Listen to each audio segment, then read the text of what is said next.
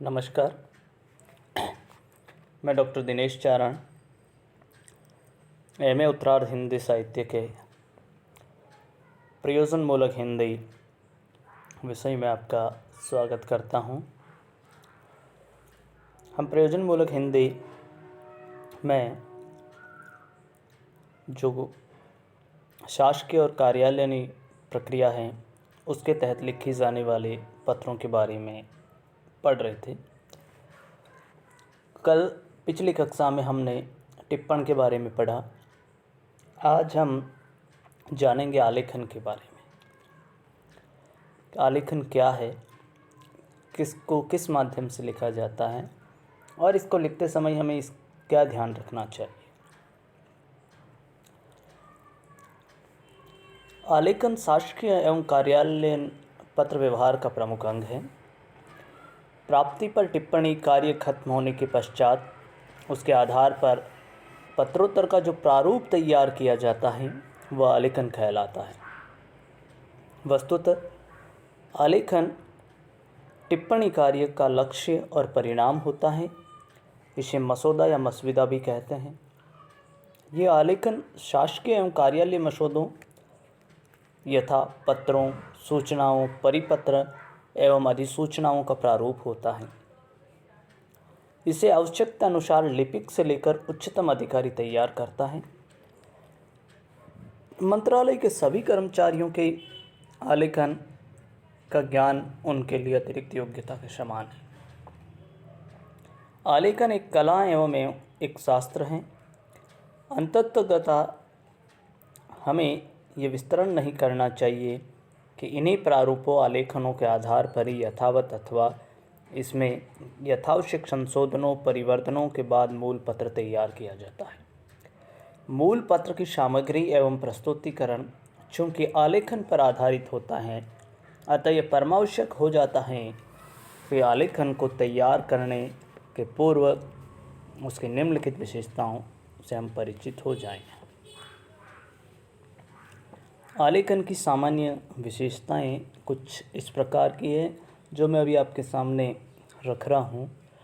अगर इन विशेषताओं को ध्यान में रखा जाए तो एक अच्छा आलेखन तैयार किया जाता है या लिखा जाता है, और अगर इन विशेषताओं को ध्यान में नहीं रखा जाता है तो आलेखन निष्क्रिय या निष्प्रभावी कह सकते हैं, उस रूप में होता है।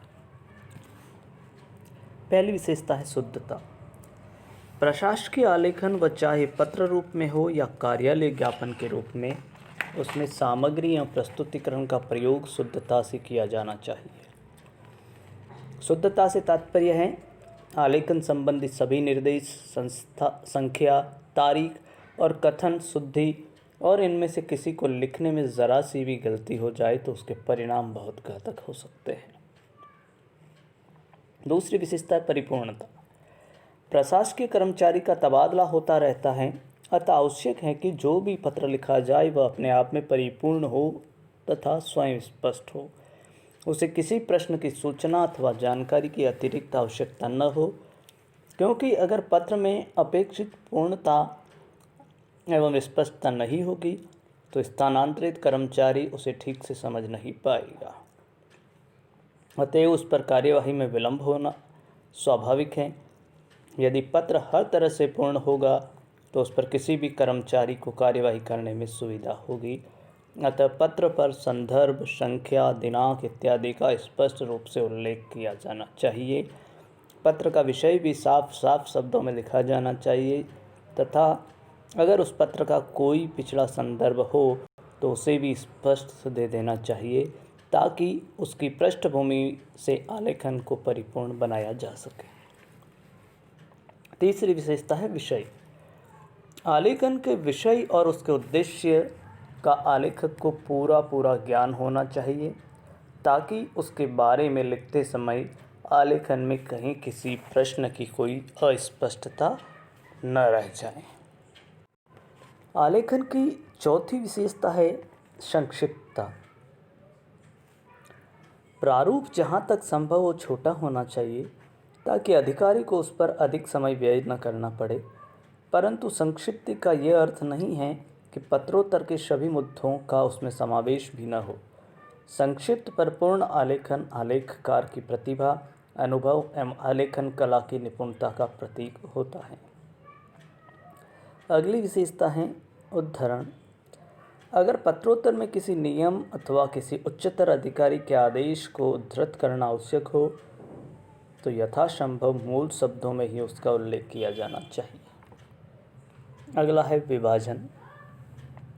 आलेखन को स्थूल रूप से जिन भागों में विभक्त किया जाना चाहिए उन्हें क्रमशः निर्देश, प्रकरण, वक्तव्य एवं निष्कर्ष कहा जा सकता है। पहले भाग में आलेखन के विषय का वर्णन रहता है और अगर इस संदर्भ में कोई पिछला पत्र व्यवहार हो तो उसका भी निर्देश किया जाता है। इससे पाठक पत्र के विषय एवं प्रसंग से परिचित हो जाता है, जिससे अगली कार्यवाही पर विचार करने के लिए आवश्यक भूमि मिल जाती है। इसके बाद आलेखन के दूसरे भाग अर्थात प्रकरण वक्तव्य के विषय के पक्ष में विभिन्न तर्क प्रस्तुत कर अपने कथन की पुष्टि की जाती है। तीसरे एवं अंतिम भाग में उन तर्कों के आधार पर निष्कर्ष निकाल कर अपनी सिफारिशें उपस्थित कर दी जाती हैं। अगला है अनुच्छेदों पर क्रमांक। सामान्य रूप से आलेखनों में अनुच्छेदों पर क्रम संख्या डालनी ज़रूरी नहीं होती, पर किन्हीं पत्रों में अनुच्छेदों में क्रम संख्या का आग्रह होता है, अतः ऐसे पत्रों में दूसरे अनुच्छेद से 2, 3, 4 ऐसी संख्या लिखनी चाहिए। अगली विशेषता है प्रतिलिपियाँ। शासकीय पत्र व्यवहार में अगर मूल पत्र की प्रतिलिपियाँ अन्य अधिकारियों को भिजवानी हो तो पत्र के अंत में उन सभी महानुभावों का उल्लेख कर देना चाहिए जिन्हें प्रतिलिपि भिजवाई जा रही है। मतलब एक पत्र अगर मान लीजिए आप राज्यपाल को लिख रहे हैं या कलेक्टर के माध्यम से दे रहे हैं तो उसकी प्रतिलिपि आप आगे करेंगे। प्रतिलिपि राज्यपाल, प्रतिलिपि मुख्यमंत्री, प्रतिलिपि किसी मंत्री को, प्रतिलिपि और किसी अधिकारी को या जिसको भी आप देना चाहें उसकी प्रतिलिपि। तो इस तरह आप उसकी नीचे आपको ये लिखना ज़रूरी है प्रतिलिपि किस किस को आप प्रेषित कर रहे हैं। अगली विशेषता है संलग्न पत्र। अगर मूल पत्र के साथ कुछ संलग्न पत्र भेजना आवश्यक हो तो पत्र के नीचे बाईं ओर उसकी सूची दे देनी चाहिए। अगर आप पत्र के साथ कोई सूची भेजना चाह रहे हैं और कोई पत्र अटैच करना चाह रहे हैं तो आपको सूची दे देनी चाहिए कि फलाना पेज नंबर जो है वो उस पत्र का है, 2 नंबर पे ये हैं जिसकी पृष्ठ संख्या ये है, 3 पे ये हैं जिसकी पृष्ठ संख्या ये है। इस प्रकार ये इंगित कर देना चाहिए जिससे स्पष्टता होती है। अगली है भाषा। ये सबसे महत्वपूर्ण है। भाषा आलेखन की सबसे महत्वपूर्ण विशेषता है। शासकीय पत्रों की भाषा एवं साहित्यिक अभिप्रायों को व्यक्त करने वाली भाषाएं अलग अलग प्रकृति और संस्कार की होती हैं, क्योंकि साहित्यिक भाषा में वैयक्तिकता का आग्रह होता है किंतु प्रशासकीय भाषा पूर्णतः निर्वैयक्तिक होती है। भाषा में अर्धविराम एवं पूर्ण विराम चिन्हों की भूमिका भी महत्वपूर्ण होती है। अतः आलेखन में भद्र जनोनित भाषा का प्रयोग करना चाहिए। संक्षिप्तता, शिष्टता, स्पष्टता एवं विनम्रता प्रशासनिक भाषा की अनिवार्यताएं हैं। अतिशयोक्तियों, दर्पोक्तियों के लिए प्रशासनिक भाषा में कोई स्थान नहीं होता है। अगर किसी मुद्दे पर जोर देना हो तो लफ्ज़ी के बजाय विभिन्न प्रमाणों, उद्देश्यों तथा उल्लेखों का आश्रय लेकर तार्किक ढंग से अपना मुद्दा प्रस्तुत करना चाहिए ताकि आशय के पक्ष में होने वाले लाभ तथा विपक्ष से होने वाली हानियों की ओर संबद्ध व्यक्तियों का ध्यान सहज ही आकर्षित किया जा सके। इसकी भाषा में मुहावरों, कहावतों के लिए अवकाश नहीं है। वक्रोक्ति, पुनरुक्ति आदि के लिए भी इसमें कोई जगह नहीं है। आलेखन में द्विअर्थक, अस्पष्ट, भ्रमात्मक और अनिश्चित अर्थी शब्दों के प्रयोगों से बचना चाहिए। इसमें शब्दों एवं वाक्यों का अर्थ इतना साफ और एकार्थक होना चाहिए कि उसके किसी दूसरे अर्थ की दूर तक छाया न दिखाई दे। संक्षेप में कहें तो आलेखन की भाषा व्याकरण सम्मत, सरल, स्पष्ट तथा परिमार्जित होनी चाहिए। उसमें संयम, गरिमा, गांभीर्य, निर्व्यक्तिकता होनी चाहिए। उसमें केवल तथ्यों का सीधा उल्लेख, गंतव्य का स्पष्ट कथन होना चाहिए तथा उसे किसी भी प्रकार के अर्थांतर एवं अर्थभेद से परे होना चाहिए।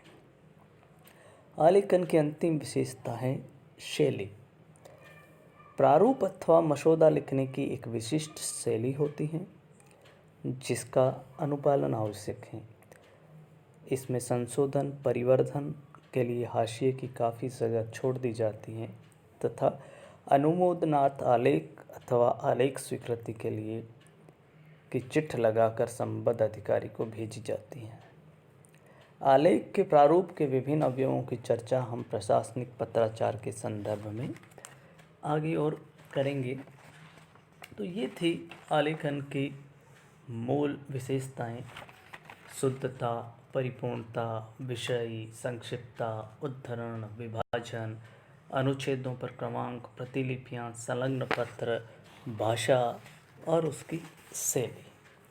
इससे एक बेहतरीन आलेख बनाया जाता है। आज की कक्षा में इतना ही। अगली कक्षा में पढ़ेंगे। धन्यवाद।